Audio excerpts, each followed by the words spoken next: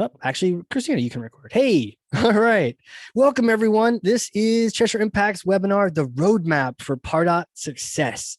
It's all about using the Cheshire Success Index, CSI. This is introduction to it. It's introduction to the idea of a roadmap, the idea of having a direction of where you want to take things, having a strategy, an overall strategy for your Pardot account. A lot of times we get so focused on the technical, right? And I know I'm a nerd. I'll geek out with you on the three different ways you can make an automation rule, change a field type, or change for lowercase. We could get all nerdy about the technology, but it can be a distraction. And so one of the things we want to talk about here is what is a great direction to take not only your Pardot account, but your marketing strategy as you use marketing automation. So that's what we're going to be talking about here today. It's very interactive. For those listening on the recording, if I start randomly mentioning dogs or horses or Mike's choice and favorite animal, it's because we've got a chat going on here live. And if you couldn't make it, no problem. Love for you to join us live next time. I know a lot of you are listening to the recording, and hey, it's life in the virtual world. But if you can join us in person, it's all about the interaction. It's all about the questions and engagement. And so if you have a question at home and you didn't have a chance to answer it because it's not live, just send me an email at casey@cheshireimpact.com. But with that, let's launch this thing. And real quick, if you haven't already noticed with polls and me talking to the chat and all these cool and crazy things, we're interactive. And you know what? Discussion over presentation. And I'm not just saying that, for sure it's that. So if there's a particular topic or direction or thing that's nagging you, or something you want to geek out with about a particular strategy that can help you, by all means, ask it in the Zoom chat. And I will address that as we go, because that's the most important thing. The slides are there to guide us, to make sure we don't just completely just hang out and talk about the latest TV shows. By the way, I just got into Friends. I hadn't ever watched Friends before. And my wife made me watch season 1 and I like it. Go figure. So, but rather than just talking about Friends all day, you can do that in the chat. We have an agenda for today, which we're going to talk about next, but it's all about reality over silver bullet stuff. So no BS here. Let's make some solid changes. I'd love for you to leave here with a strategy, a mindset takeaway, as well as a tactical takeaway that you can deploy, you can engage. Finally, I want to be sharing my experience with you over pitching you anything, pitching you Cheshire Impact or buying this or that. It's just all about let's improve our Pardot accounts together. And if you don't have Pardot, well, these things can apply to you. Sometimes you might not have the feature that we talk about, but maybe that's the reason to get Pardot. But still, a lot of these things are the strategies that go across all the board. All right, real quick shout out. Oh, I see a Ross and Rachel forever. You know, they just finally connected and then he got in trouble. So I'll see what happens there. I'm a complete noob when it comes to Friends at this point. So this is awesome. Quick promo. Peter Keeler knows more than I do about Pardot, and especially as it gets more and more technical and we get into things like multi-touch tracking and the complexity of Tableau and reporting and campaign structure. He is in it. He is who the enterprises call and they're like, help. You know, we have some global deployment and he is just in there swooping in. He's going to be presenting coming up soon. Definitely catch this with him. And even the Q&A with him alone is worth the price of admission, which is free. So it's way more worth that. Definitely check this one out. All right, I see we have 15 business units as well as 4 global marketing groups. We're trying to level up, and assessing their Pardot usage, maturity, and driving improvements this year is a huge objective for us. This is a perfect webinar for you. Whether you have one business unit or one use of Pardot or 15 or 30, understanding where they're at is going to be huge, especially as they compare to each other. How does this unit fit against this unit, fit against this unit? What are some best practices across the board that gets them? Otherwise, they're all going to be kind of innovating in their own direction. And these guys are going to have some weird landing pages, and these guys are going to be all about nurtures, and none of them are really going to be marching in step, and you're going to be kind of disjointed. So this will be perfect. Beg, borrow, and steal whatever you can from this particular webinar. Okay, in the chat, you see an awesome link to this particular webinar. Go sign up for that. Even if you can't make it, sign up just so you get the recording. And then finally, do you all know who is in? Just raise your hand, your little Zoom digital virtual hand, if you're in the Pardot Life Hacks user group. It's a user group. If you don't know about it, it's free. It's inclusive. It's for everyone. There are a lot of user groups out there that they're like, are you worthy? And you have to like fill out a form and convince them that you're worth letting them in. Not this one. Everyone's welcome across the world. And we're all just talking about how to better use Pardot. So the Pardot Life Hacks user group actually has a user group meeting coming up on the 29th. And it's great. It's like a virtual user group, no matter where you live. And we're going to have a great guest in, Laura Black. She's right up there with Peter in terms of like wizardry level Pardot use and MVP at Salesforce. And so she's going to talk about the asset object. And again, in the user group format, it's really fantastic because we have a presenter that comes in, but it's only about 15 or 20 minutes. And then there's small groups where you meet other folks. If you've been to a user group, throw that in the chat to, share with everyone else how you felt about it, and kind of encourage everyone else in the room to join up. And that's it for promos. Hi, if you haven't met me, who is this guy? If I haven't scared you away already, my name is Casey, and I've been working with Pardot for close to 14 years now. It's really hard to keep track of that number, but it does keep incrementing. Cheshire Impact's about 3,200 plus Pardot implementations. That number keeps growing too. It's hard to stay up to date with that number, but they keep increasing. And then finally, 252. That's the number of episodes of my podcast that I've done, the Hardcore Marketing Show. If you haven't caught that, just hardcoremarketing.com. And that's where I stay up to date on the latest marketing strategies thing. And then also what is the real strategy? Like I grilled Sangram Vajre, he wrote ABM for Dummies. He wrote ABM is the new B2B. He wrote the books on ABM. I grilled him on what it actually is, right? Like, okay, fluff aside, cool, flip my funnel, blah, blah, blah. What is this really? And he told me, and it's awesome. So this is where I learn. This is like my laboratory where I get to learn. And 250 episodes and counting. It's been such an awesome experience to learn from people there. So a couple things to check out. Cheshire Impact, more on us later. So let's get started. Here's today's agenda. If you didn't already know from the email that encouraged you to sign up for the webinar, right? We're going to tackle a couple things. We just want to call out first to the 3 big challenges that Pardot marketers face. If you have a guess at what those 3 are, or even what one of those is, throw it in the chat and let's see if you're right. Doesn't count once I start talking about them, because then you could have typed it at the same time. So type those in now as I go through the rest of the agenda. If you think you have a guess of what the 3 big challenges are, what are the top 3 big challenges? And they're more kind of strategic challenges. So the country field wouldn't be the example of that. It'd be something more bigger picture, but take a guess at what those might be. We're also going to talk about the roadmap itself for the assessment on marketing automation, the 4 phases of it, the 4 phases of maturity of your marketing automation. And then we'll talk about how to interpret those results of the CSI and really how to leverage that. It's like a CMO in your pocket, right? It's a CMO in your pocket that you could bring with you anywhere. And whether you are a CMO or not, when you pull that out of your pocket, you sound like a CMO. And that's the fastest way to become a CMO, as well as doubling down. If you are one and your tech is maybe good or not so good, you pull out the CSI and now you have CMO level marketing technology strategy at your fingertips. So that's the whole point. It's everything I know on down on a piece of paper. I see some guesses here: reporting, proving the value of marketing, aligning with sales, tech stack integration, good stuff, attribution, cookies going away. I'm debating the cookies going away. There are third-party cookies. Pardot uses first-party cookies. So all we lose are those crazy people that follow us more than we realize. Yeah, when you mention something and then somehow Siri delivers it to your door the next day. Showing ROI and keeping data clean. Yeah, all really good guesses in here. All really good guesses. Finally, we'll talk about some of the first steps you can take on the right path. How do you use the results of the CSI with those 15 accounts? And then what's the next step from there? That's it. Along the way, we'll answer questions. I'll tell dad jokes until I get kicked off the stage. When Christina mutes me, that's when we'll know that my joke telling career is over. All right. Challenge number 1 is activity. And you're like, oh, wait, what? And actually, some of you actually mentioned some activities.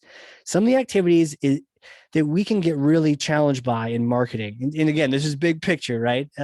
Is the idea of being busy, right? And in equating the value of what marketing does to how busy we are. Is anyone in that mode right now? Just raise your hand or you can throw it in the chat. Here's an example. I once worked at a company, marketing lad, and I once had the CEO come by at lunchtime and he was like, Casey, because that's how CEOs talk. And I was like, sure. And I was like, yeah, hi. He's like, how many emails did we send this month? And I actually knew the answer, which is cool that I knew that. It was about 1 million. And so I was about 1 million emails this month. He was like, okay, great. Let's send 1.5 million next month. Okay. And I was like, okay, sounds good, boss. Because I didn't know any better at the time. But really, what I've come to realize and learn is that I was in this activity trap. I was like this guy on the wheel where marketing's value was being measured. And some of you actually talked to this. Anyone that mentioned proving the value of marketing, attribution, ROI, those kind of things, that this counts to that, because it's the whole idea. If you're not showing ROI, it's all about how busy you are. And even how busy you are never really defends you in the downturns, right? Or never really defends you if the budget's up for grabs. Activity is a hard thing to argue. I was busy, and okay, but the company's not doing well and we're not hitting our numbers, so we don't need your busyness. Instead, it's all about ROI, right? Shifting. And so we're going to talk about how this and some of the steps in the CSI can actually help you shift from being an activity marketer to being an ROI marketer. That's one of the goals with marketing automation. I said this quote sometimes. Someone quoted on me, and I thought I'd just throw it together, a little Tesla slide, because it looks great. But the idea is it really is called marketing automation. So if after a year, and I know a lot of you have been using it for more than that, if you're not automating, something's wrong. Like, the point is to automate. So if we've got monthly campaigns going out, if we're constantly doing manual things in a tool called marketing automation, that's a simple red flag for you that's the case. It's almost like, yes, there's the CSI thing, but just even before you get to the level of that, if we're not automating and we've got a tool called marketing automation, we might as well be using MailChimp, right? But there's so much more power that's available, and we want to actually use it. Challenge number 2, distraction. What? Right? Somebody coming in and distracting you in a meeting on Zoom these days, like that reporter from the UK who had his kid crawl in and his wife dragged the baby out, which was hilarious back then, kind of awkward. But nowadays, we all kind of have probably had that this month happen, and not even been ashamed of it, been like, yeah, that's my kid, hey, go away. I certainly have had that happen to me on a webinar just like this. Thankfully, it was a panel discussion, so the panel kept talking and I was like turning bright red. But we all get distracted, right? So behind me is the Chief Martech, the Martech 5000. The number keeps growing every year. What number is this one? 2019. It keeps growing. I had a great time talking with Martech himself, Scott Brinker, and he was telling me how when he first started doing this. By the way, this chart behind, if you haven't seen this before, chiefmartech.com, he basically tries to grab logos from every marketing technology that's available every year, and it just grows this picture and the categories, and it just grows and grows. And you know what?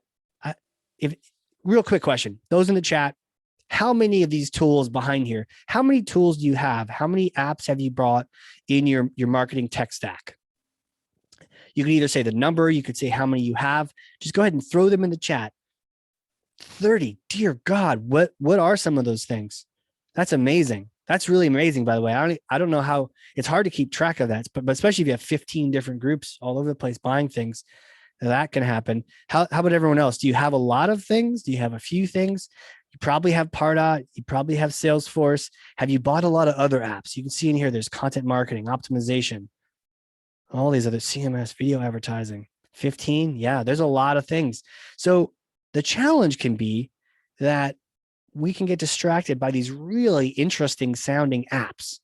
And I see this all the time. We get distracted by buying the next app. I've been guilty of this because I thought it would change my life, right? The next app. But really what I needed to do was focus on the foundation, focus on some of the core elements, the core buyer's journey, and even just some basic level nurturing for the people already on the list. And how many times do we get distracted and go after other lead gen activities and go after other things when we're not yet nurturing everybody on our database? And more, even as I say that, I'm thinking to myself, yeah, I still get caught in that trap, right? We still get caught in the what's new and what's shiny thing.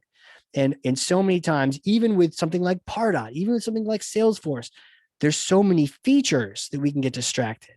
You see this all the time. And so one of the things is with this roadmap is they're in order of the way you should do them, which is really helpful. Sometimes painful because you'd rather jump to the end, but it's really helpful.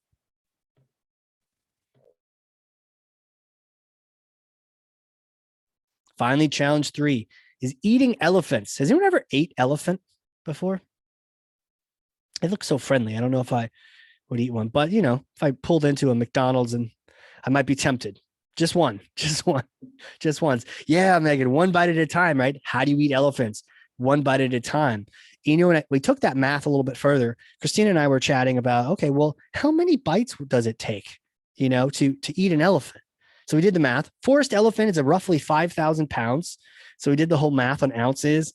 How many bites does it take, to chew an ounce of elephant meat? We came up with about 160,000 bites. That's a lot of chewing, right? That's kind of like when your jaw gets sore from chewing gum all day. Well, what's crazy is that as much as that sounds like a lot of bites, Pardot itself, just do some quick fun math. There's a lot of navigational menu items. I don't know if you realize there's 83 in there now, or there's actually a little bit more now since I wrote that number. It constantly changes to make me a liar. But that number, there's that many options in the navigation, but somehow it just feels like you can find everything. It's really cool that way. But yeah, results on Trailhead and across different buyer demos, you have a lot of different options. We came up with 431,000 bytes in the Pardot side. So there's a lot to do. There's a lot of different things. Again, getting distracted, but also there's a lot of things to take on. And you're already busy because we know that activity is important. And so it's just like, oh, how do I do this? How do I eat an elephant? Which part do I eat first? So that's what we want to really address. And so with all these challenges, we're trying to stay busy. We're trying to eat everything. And I'm sure everyone's throwing more to-dos at us. We have all this stuff happening. What's missing? Well, what's missing is where we should start first. What's first? What's second? What's third? What's missing is a roadmap. And what's fascinating about this topic is when you really think about this, in almost any industry, and it's not necessarily their fault, but like product people, right? So the folks that make products are really jazzed about different features. They're like, man, even part of it, hey, you should try email nurturing. This is fantastic. Hey, do you know about this latest cool thing with connected campaigns and it ties into Tableau and all this? Oh, really? That sounds cool, right? And I don't blame them because they're innovating and they're excited about the thing that they've recently created. And actually, I recently saw a competitor, Cheshire Impact, had a blog post that was roughly saying something to the effect of, here's the 5 most unused features of Pardot that you should use today. And I had to think about that for a second. The 5 most unused features of Pardot, should we use them just because they're mostly unused? Like, why are you recommending that we use them? Maybe they're unused for a reason. Maybe they aren't, but just because they're not used doesn't mean we should use them, right? So that doesn't help us either. And what I found was no one was telling me, what should I make sure I do first in Pardot, right? We have the implementation, and you saw the number, 3,200 Pardot implementations. We train people on how to use it, and then off they go. And then they're like, wait a second, I know how to use everything because Cheshire trained me on this. What's our next step? And that's when we realized, wow, we need a roadmap. We need to tell people, do this first, then do this, then do this. And if you do those things in order, yeah, and all these Pardot implementations all led to us figuring out what to do. I have eating elephants as a terrible analogy. What makes it terrible? The fact that elephants are cute, or that logistically you can't eat an elephant? I need more data on that, but that's an interesting point. Terrible analogy. I get in the chat. So a roadmap is needed. And so this particular picture right here is actually from NASA. When they landed astronauts on the moon, they had a giant checklist. And I don't know if you're like me, I'm a little creative. Giant checklist is a little scary. I mean, I once was sending emails on NetSuite. And I had a 3-page checklist or instructions on how to do that, how to grab the segment and populate the email and then fill the thing and change the thing and make sure it's sent. 3 pages, right? That's a checklist. But you know what? NASA not only made a checklist to land on the moon, they also made a graphical picture that identified different steps, just so they could see the big picture of like, okay, we said all these steps, but does this make logical sense? Okay, we're going to detach this before firing the landing thrusters. Does that make sense? Right? And so there's a bit of a roadmap here, and you could see how you don't want to mess up these steps. You don't want to mess up these steps to the point where, well, you know what? We can detach ourselves and one group can go land and the other, one group will land, the other group just go back to Earth. I got peace. I'm out. right? No, you got to wait for everyone to come back from the moon. Otherwise, they're stuck there. So it's actually life and death in NASA if you don't follow the checklist in order. Now, is it life and death for Pardot? It's not life and death for Pardot, but man, technology speaking, marketing speaking, if you do one step before the other, you find a couple things happen. You find maybe it feels like you're constantly slipping on ice, like you're never getting ahead of it. You're always one step behind, or you just always feel like you're never quite using it enough. And it always seems there's more to do and you never quite catch up on it. Or you spend all like a month or a quarter building out complex B2BMA reports and you hit go and they're empty. And you're like, why is that? It's because there were steps to accomplish beforehand. So that's that. Hey, Ashley, superstar, welcome. Says, I live by checklists, especially for consistency across the company. Yeah, absolutely. And we were talking about earlier, someone was mentioning that she had 15 different business units and will checklists come in handy in that situation. Totally. So, okay, NASA did it. So we did it too. And we probably need we have a cool graphic, not as cool as NASA because, space is space, but we created a flight plan for marketing automation.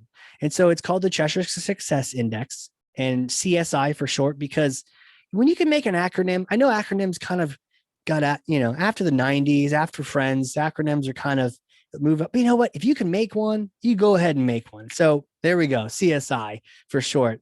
And it is for marketing automation strategies too. That's important. So if you do have another tool, or if you're coming off of another tool onto Pardot, you can take the assessment. Many people have taken this assessment that have HubSpot, that have Marketo, that have Eloqua, or any other tool. Now, sometimes the tools that aren't full, complete suites, you can't really answer all the questions. They're kind of NA, so that hampers you. But you can totally answer the questions and then see if maybe you can do a better job on Pardot. But in the end, it's all about strategy, then process, then technology, right? In that order. We don't want to get distracted. So real quick, what is this thing called the CSI? Let me describe it for you. There are 10 steps to this roadmap. They're all in order, just like the NASA launch. You do this, you launch the rocket, you do this, you separate, you land on the moon, you come back, you get back to Earth, right? They're in order. So there are 10 steps and there's strategies that tie into features in Pardot that you need to use. Now, what's neat is not only is it 10 steps, but they're framed as a question so that not only is it a maturity model and a roadmap, but it's an assessment as well, which is super cool. Like crammed all these things into one thing. So what you're going to be able to do, and we'll talk about it, is go through these questions or do it with us or someone on our team. We go through the questions with you. It takes like 25 minutes. And when you come out of it is you have three things. You have where you're at, you have your next step, and you have what a 10 looks like. And sometimes we really just need cute kids to explain things to us, right? So at the end of the CSI, you're going to know where you're at. And this answers that question that I had a lot, which was, am I using it? How well am I using Pardot? Am I using it a lot? Like, if you're talking to a few people that aren't using it very well, you feel like you're the master of the universe. But if you get in a user group and there's some people doing some advanced things you never heard of, like changing an email and populating it based on an API, you're like, wow, I'm not using this at all. Right. So it's like, where do I fit in? Or people that groups that have multiple business units and different organizations using different accounts, where do they all stand? Where should we focus our resources for fixing one of them or focusing and catching some of them up? Who's behind? Who's advanced that could share some more best practices? This is one of the great ways of doing it. So the assessment, you'll know where you're at the end, and it'll be a number between 0 and 10 because each one of the questions, how it gets scored. Let's see if we have it back here. I know it's coming up, right? So it looks like this. Each one has it. So if you're completely doing the question, you say yes, you get 1 point. If you're not doing that question at all, you get 0. And if you're kind of doing it, you get 0.5. So from that, you add all those numbers up at the end. So out of 10, you'll have 1, 5, 4, 8, something like that. A number between 0 and 10, you'll know where you're at. And then you'll know where you want to go next, because the roadmap essentially says, assess yourself. And then you want to go back to the lowest number you have in this 10-step assessment, the lowest number that's incomplete. So if on number 1, you were good, but number 2, you were kind of a partial, you go back to number 2. That's your next step. You go in order. And that it's nice to know, like, oh, what does Casey recommend? What does Cheshire recommend? What is my next step, right? Again, CMO in the pocket, just pull it right out. It'll tell you which one to address next. And there's reasons why each one of these things are in order.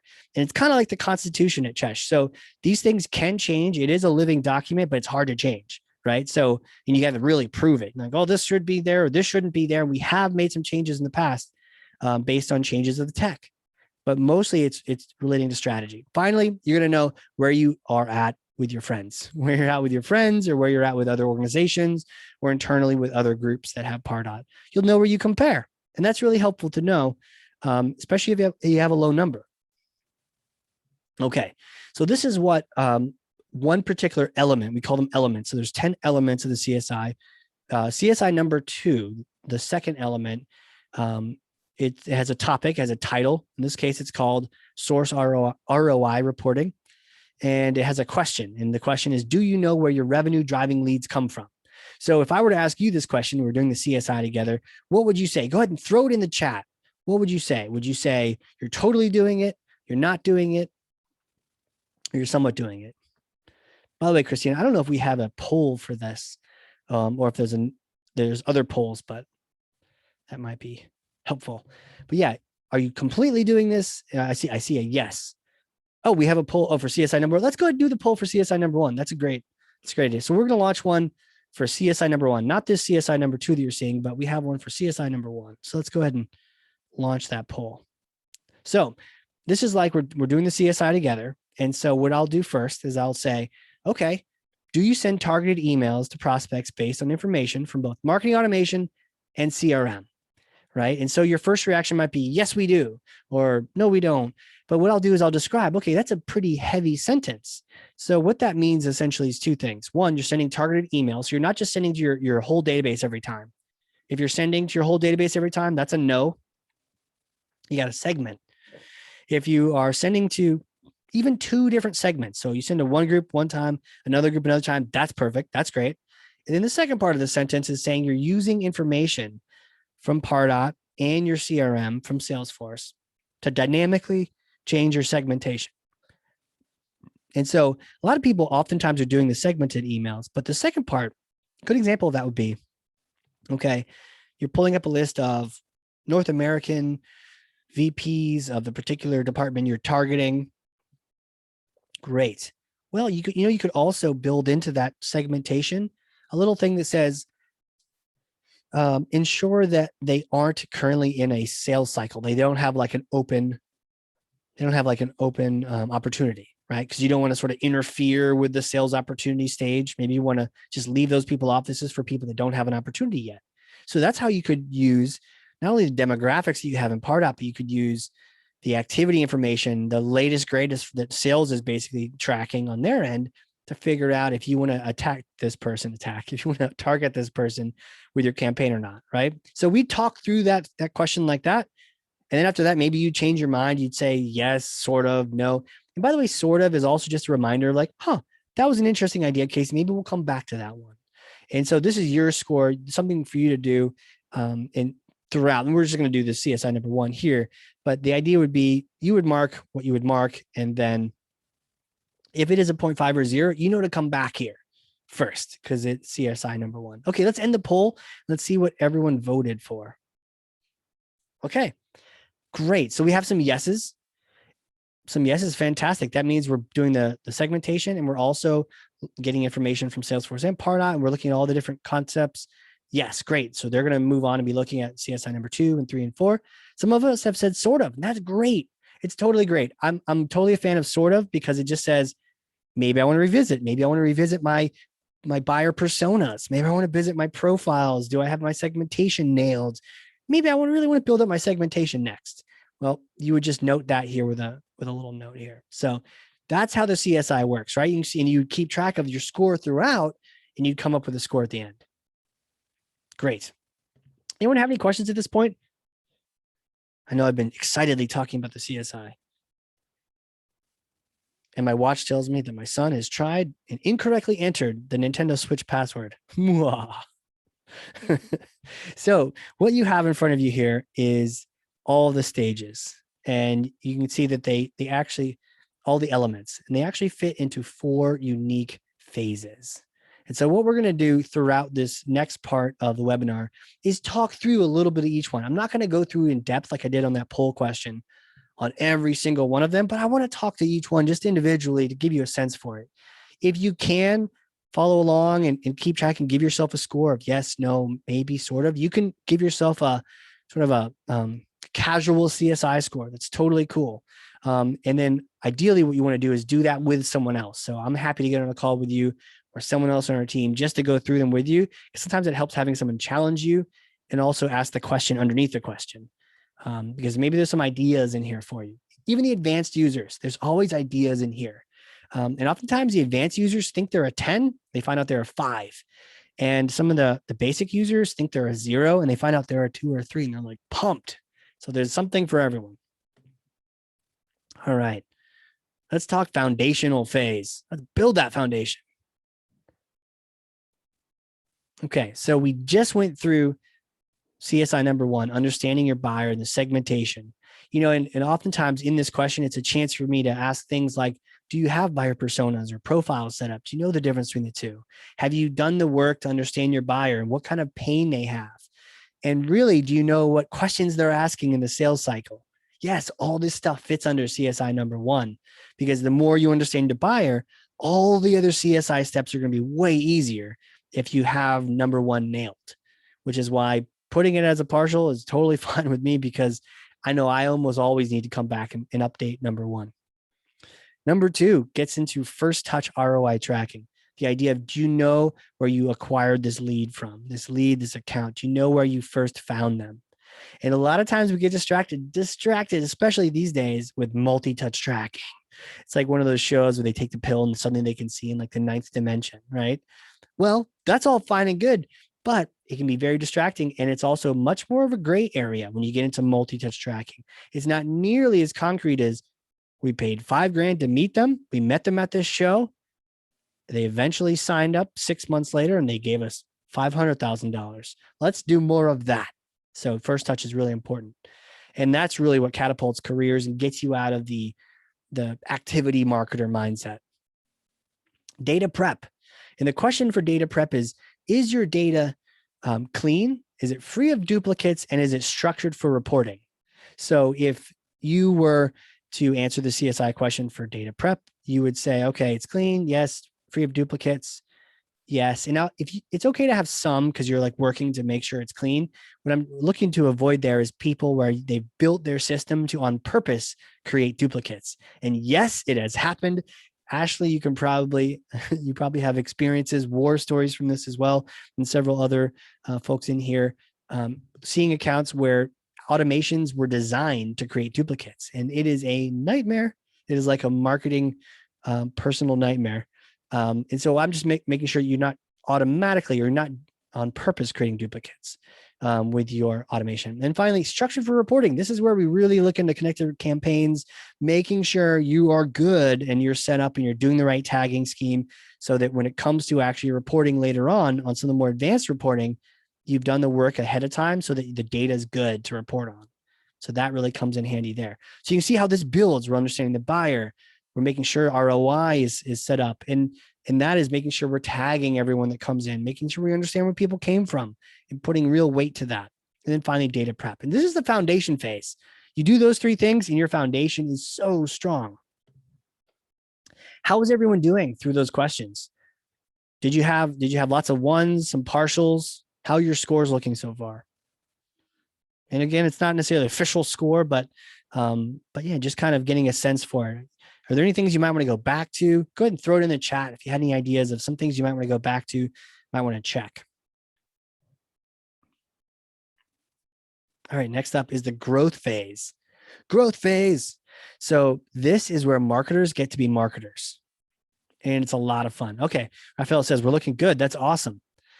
Yeah, absolutely. Better understand personas and profiles. We actually have a whole webinar on that one, CSI number 1. And that's a great point. Every single one of these CSI elements, there's a webinar with me flapping my gums over here, talking about that particular topic in depth, and also getting much more tactical on how do you actually execute this with Pardot. And so there's separate CSI ones about that. But yes, the idea of personas and profiles, it can get a little bit cloudy. It's really important. Personas that end up being the champion of that. Adele Rivella wrote a book called Buyer Personas. Highly recommend you get that book. It is the book on understanding your buyer and also what questions to ask them so that you can get to understand them. So it's pretty clear. Usually people don't know their buyer, but even if you do, it's like, how well do I know them? Well, if you can answer these questions about them, you know them really well. So her book is amazing. So leaving the foundation phase, the growth phase is really all about marketing. And there's only two elements to it, which you think, oh, no big deal, easy. But these are the biggest ones. These are the ones we're going to spend most of the time is in the growth phase because it involves creating content, gating it, or having it available and trackable, whatever your persuasion, I guess, and how you feel about forms. I know forms get a lot of hate these days, but the same companies that hate forms have forms on their front pages, so on their home pages. So I digress. Marketing, perhaps. But yeah, so it's all about gated content. Do you have content that addresses the questions that buyers are asking? And are you able to track that they are actually consuming that content? So a lot of people, if they have landing pages, they're like, yep, we're doing that. And then I'll ask, are you using progressive profiling? Is anyone here using progressive profiling? Do you know what progressive profiling is? And go ahead and just say yes. If you're totally using it, raise your hand. And by the way, if it's a yes, be proud of yourself because progressive profiling is an advanced feature and not a lot of people are using it. And I see a lot of yeses actually, which is like super cool.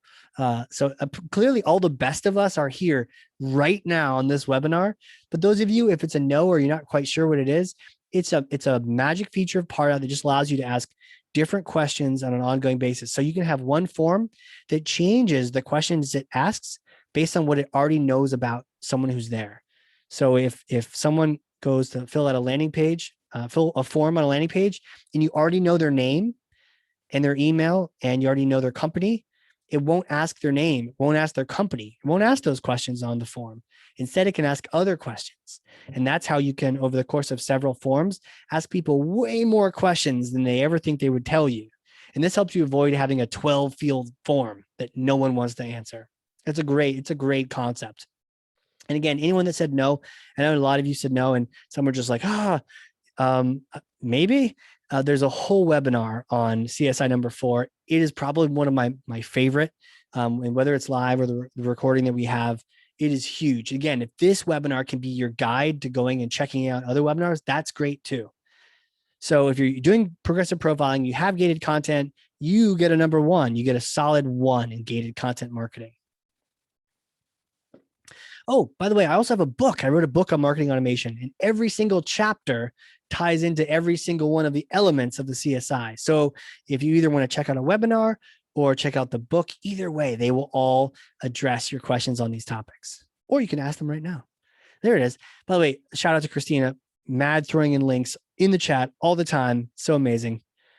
Ooh, great for long-term nurture programs. That's a great point, Megan. Thank you so much.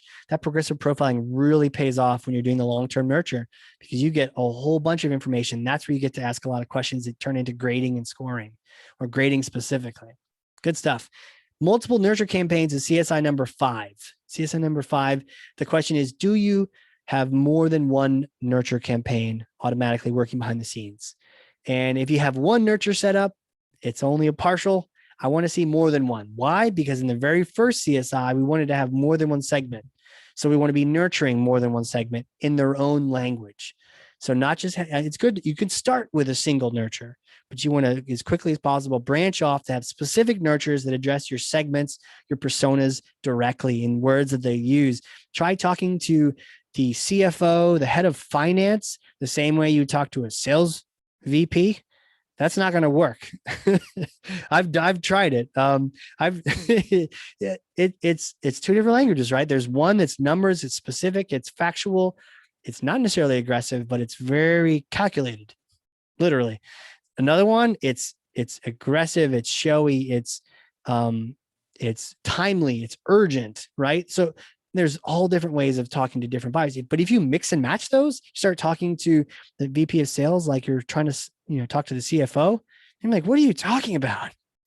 And I've definitely tried to talk to like a CTO, like he's a marketer, like a head of sales, and like, what? We need to talk more agile here. We need to talk more about risk and IT minded things, right? Because you can't talk to people in a language other than their own. And that just doesn't work. So multiple nurtures, we're looking for more than one nurture campaign to get a full score here. And again, we have a CSI webinar on nurturing. It's fantastic. It talks about what do you do if you don't have enough content. I set up a nurture once when I only had 3 pieces of content and it worked. It was actually a triangle instead of just a nice long line. It was an interactive triangle. So there's all sorts of shapes and designs you can create. Oh, and it says, according to Amazon, I bought that book 4 times. Excellent. Here's the 4 more. Here's the 4 more. No, yeah. And then 4 more reviews too, Parker. That'd be fantastic. And thank you again for those 4. That is amazing. That is really cool. There's a reason why it's got a lot of reviews, and it's all thanks to everyone that's done that. Thank you. So multiple nurtures, take some time. Now, here's a quick tie-in. If you are trying to build multiple nurtures and you haven't done landing pages and content yet, or you didn't know who your segments were from CSI number 1, nurturing is really hard to do, or it's completely ineffective, right? So you could see if you skip CSI 1 and you skip CSI 4 and you go right to 5, it's kind of ineffective, and it's not going to feel very good. You're going to feel like you're making mush for everyone, and you probably are. And that's just because you need to mind the steps, do the elements in order. And then if you do, imagine this, by the time you get to multiple nurtures, you've worked really hard on your buyer personas, your segmentation cold, and you've done your content strategy, you've mapped to the questions they're asking across the buyer's journey, you have a content index, landing pages, progressive profiling. Oh my gosh, you got all that stuff. What's the nurturing? It's simply dragging all those things you have and putting them in a nurture campaign.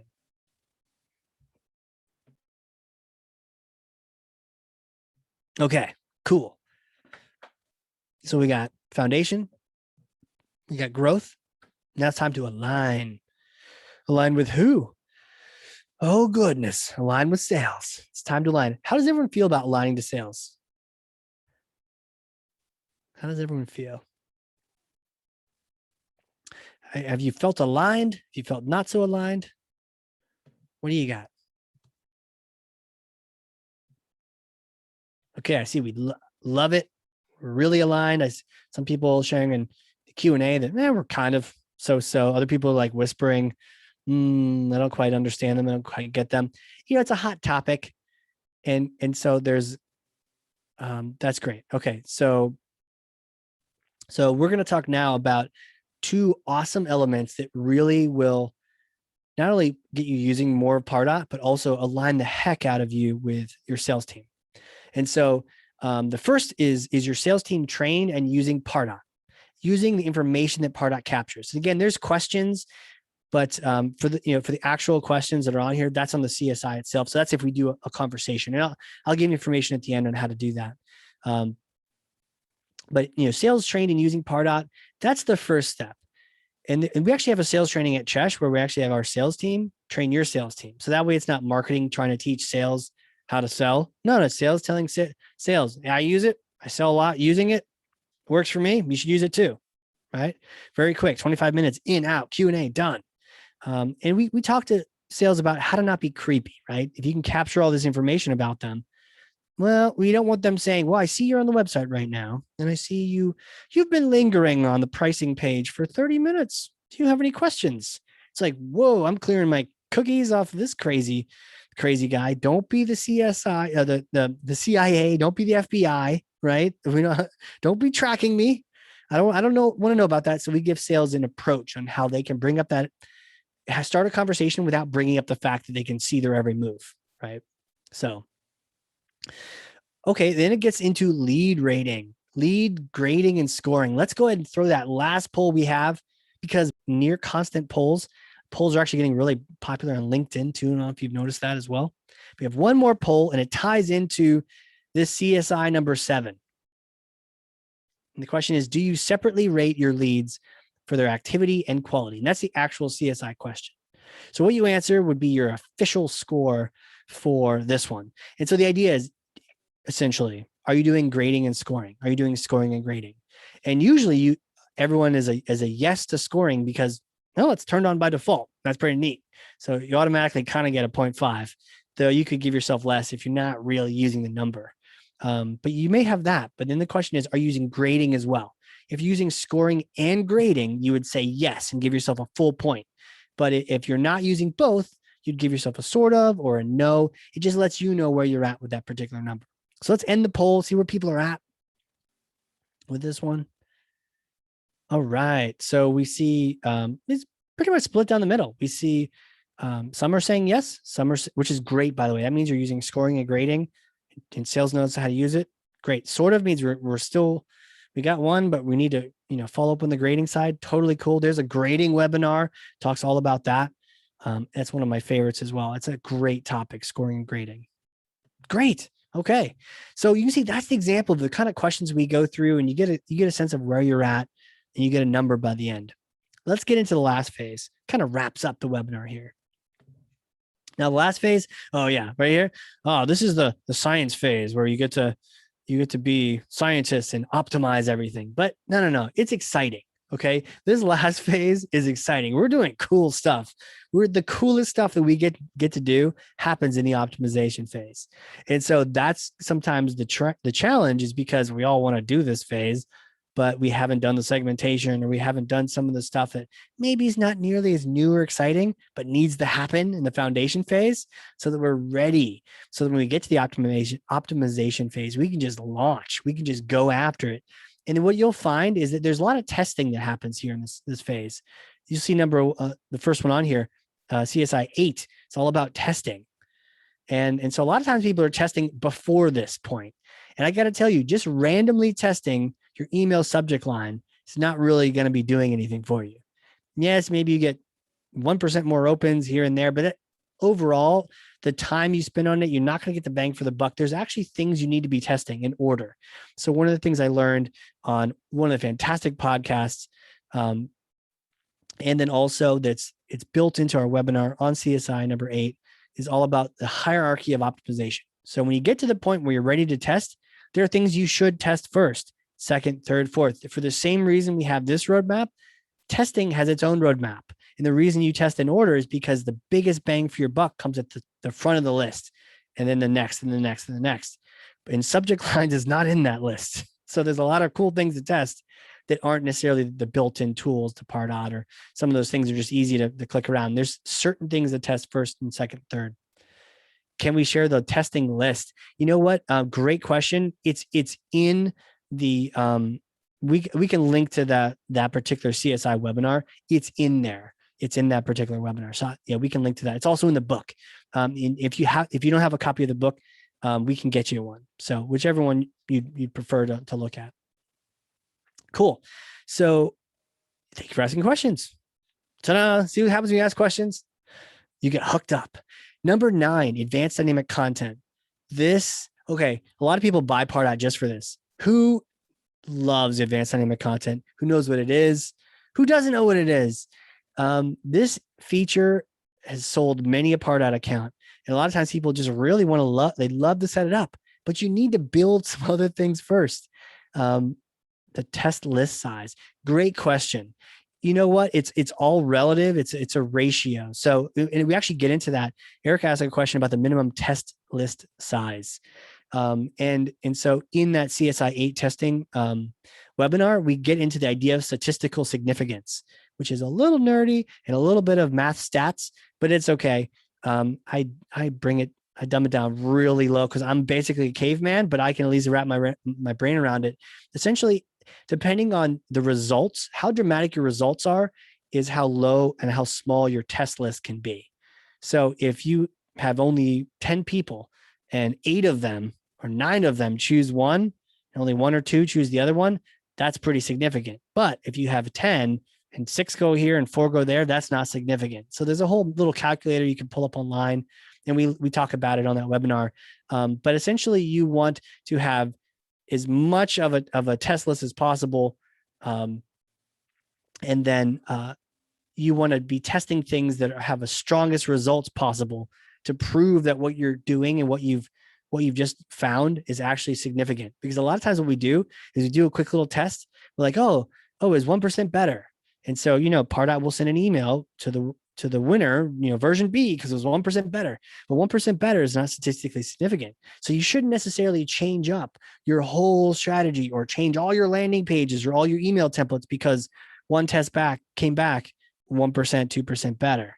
So that's where statistical significance really comes into play, because a lot of people do a lot of busy work on just essentially luck or chance that the results happen. So it's a really good question. So there's no one magic answer to that. But in terms of like Pardot, who do I typically send to? I like to send to at least 30% for the smaller lists. Shoot, send to 50% if you have a really small list, so you get enough people that you're testing. In my mind, at least 1,000 or more. And then you get kind of jealous of Amazon. They can do a multivariate test in about 15 seconds on Amazon.com because they have enough traffic going to it, right? Meanwhile, if you don't have enough traffic, enough volume on your test, you may have to run it for a longer period of time. So great question. Advanced dynamic content we were talking about, that is the idea of dynamically changing images and whole swaths of HTML and text on emails and landing pages. And one of the fantastic stories I love to tell about this is a health tech company we're working with. And we helped them set it up because they were actually going after hospitals, and they were going after private and public hospitals. And those are actually two different beasts. Public hospitals have more beds, they have less money, and they buy things differently than private hospitals, which have more money, less beds, and they buy things in a different manner. And they treat each other differently. I mean, they're doctors and they do medicine similarly, but in terms of how they buy and operate as a business, as an entity, they're different. And so they wanted to really address that difference in their content, in their emails, and also on their website. So they put advanced dynamic content from Pardot all over their site. And if they found out you were a public hospital, everything you saw, the case studies, even the hero image was a public hospital. They were very clear about it. Public health, public hospital, public health. And if you said you were in private hospital, everything you saw was private hospital. The case studies were private hospitals. It was just magical that way. And we didn't necessarily know all of the people who were private or public. So one of the things we did when we first set this up with them is we sent an email out to everyone saying, we've created a new center of excellence, a new center of information for you, one for public health, one for private health. And those are Pardot track links. So whichever one you clicked on, we tagged you as either public or private health. And then everything else changed and you saw public, or private. It was amazing. And they actually shared with us a story where a really big whale of a customer signed up and shared with the sales team, and shared with the marketing team, and shared with us that one of the reasons they signed up is because that company was so dedicated to public health, right? That was literally one of the number one reasons they signed up. This big account, their big deal that they closed. And you have to be thinking that right then at that very moment, someone else was probably signing up because they were so dedicated to private health. Right. And that's the magic of advanced dynamic content. But you need a lot of other things to happen before you get there, because you need to have the landing pages. You need to have the content available. You need to have the resources. You need to know CSI number one. Who are your segments? Who do you want to break it up into? Who are the people that are worth dynamically targeting like this? And finally, multi-touch advanced reporting at the end. This is things like multi-touch understanding, not just the first touch and the last touch, but every touch. And if you give every touch equal weight, what kind of information can you get from this? This gets into a gray area. There is a webinar again on this topic as well, and a whole chapter in the book getting into it, because you don't want to bet your farm on multi-touch until you've done all the other things that you need to do. And if I had $1 or $100 or $1,000 for every time someone said, I want to set up multi-touch tracking, Cheshire Impact, can you help me set up multi-touch tracking? And then we look and they don't have any touches. They're not nurturing anyone. They don't have any landing pages. They're not even, maybe it's a weekly email that's going out, but they're not touching. They don't have different touches happening across the board. So we say, okay, hold on a second. Yes, we can help you set up multi-touch tracking and reporting, but let's create some touches. But before we do that, let's go back to CSI 1. Who are the different groups? What touches should we create? So that when you get to multi-touch tracking, you can actually really see what kind of engagement drives value, drives revenue at the end. And those are the 10. All right. So we're coming up on the top. So I'll just sort of get through the rest of these here because I could talk all day about the CSI. But the idea is you don't want to stop everything you're doing just because you heard me and you're like, boss, we can't do any more campaigns until I fix my CSI. No. Keep doing business as usual. It's kind of like there's a phrase in the entrepreneur world, working in the business and working on the business. So keep working in the business, keep those campaigns going, keep doing what you need to do, but carve out some time so that you can build that account and increase that CSI. Make a goal. We've had a lot of people when they do a CSI with us and they go, oh man, I'm a 3. I'm like, yeah, sorry, you're 3, but it's okay. You can get there. And they, okay, I want to be a 6 by the end of the year. Perfect. That's exactly what you want to do. You find out where you're at, and then you say, I'm going to go here and by when, and set a goal, and then we'll help you meet it. So that's really the best way to go. Start with your lowest number that's incomplete, and then you move through the stages in order. I got an 8 with Jess. How do you like them apples? Did anyone kind of unofficially, but sort of add up the numbers themselves? I don't know if anyone's done that. I'd be curious if you did. What number did you get, or what number do you think you're at? And how'd you do?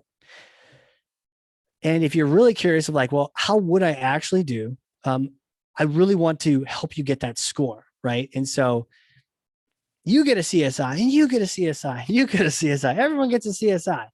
What this is basically we get on a call, either with myself or Logan or someone on my team, Peter, someone, and we sit down and it's a strategy conversation. Again, it's not sales. You need to know where you're at. It's a CSI conversation. It's about 25 minutes. We go through the questions, all the sub questions underneath, and we have a dialogue and we add them up together to help get you a number. And so if you're interested in doing that, whether you're listening to the recording or you're here now and you want to get a CSI, you just type in CSI into the chat. How's that, right? You don't have to fill out a landing page. Booyah. It's all about engagement.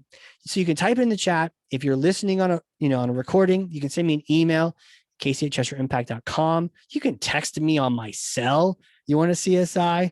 Or you can tweet me on a tweet. You're like, hey, I'd love to know where I'm at. Now, for some of you that have multiple accounts too, we can work with you to figure out how to do that across the board, like the 15 accounts you have. Like we can game plan and kind of train the trainer with you to give you some of the documentation so you can go through these questions with your groups and that kind of thing. So yeah. So exactly, a list of the questions, and yep. So we have that for you. Yeah, just go ahead and just do the CSI thing. We'll connect that. And we'll do that. So starting a new job, this was great to help me think about the audit in the current instance. Yeah, awesome. A new job, exciting. So exciting. A lot of things going on. Always start with a little CSI magic. Okay, real quick, there are some other resources. What do we have here? Reminder on the podcast. These are some of the episodes to check out. Some great people to work with. Again, just a reminder of the event coming up with Peter. Don't miss that one. He is brilliant. I have to really think afterward. He is brilliant. Charlotte, absolutely. Glad it was helpful. Anytime. Shoot me a note. My email is up there as well. Definitely connect the Connected Campaigns user group. Definitely sign up for that. There's a private Slack community for everyone in the user group. I'm on there. Christina's on there. And so if you have questions, people are throwing questions in there. They're also sharing pictures of the latest thing they cooked for dinner. It is a fun community where we're just having fun and just sort of connecting with other Pardot users on there. So definitely sign up for the Pardot Life Hacks user group. And then very, very next steps, get your CSI score. And if you haven't already, just type in CSI in the chat. And what we'll do is we'll schedule that so that we can go through the questions with you. And then check out the podcasts and then work the plan. Set a goal of achieving a certain number in your CSI. Find out what you are, and then set a number goal to where you want to get to. You can work with us. Again, the book or any of our other resources. We have so many resources for you. We just want to throw them at you. So you can do the CSI with us. It doesn't mean you have to work with Cheshire Impact, but at least you know what your score is. That's the important part. And then we can just throw a bunch of resources at you. If you have any questions, fantastic. And you can just go for it.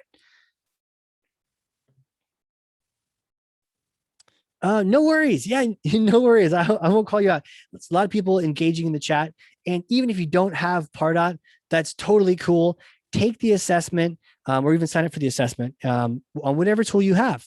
And if you don't even have a tool, that helps you mark a point too, because we've had a lot of users on like HubSpot take the CSI and they actually get a lot of zeros on HubSpot. That's okay. You know that, okay, well, I want to improve from zero. What's the next step? And so, yeah, it's totally cool. This is the approach. And, if you send me an email, casey@CheshireImpact.com, we can get you a copy of the book as well, just so you can figure out how to, if you're going to eventually get off Pardot and get onto something cool. Oh yeah, there is the user group too. And even if you don't have Pardot, sign up for that because it's just a group of really fun, caring marketers. All right, we will end the recording here. Goodbye, recording friends, and we will launch into Q&A. So what kind of questions do we have? Once we kill the recording. We're still here.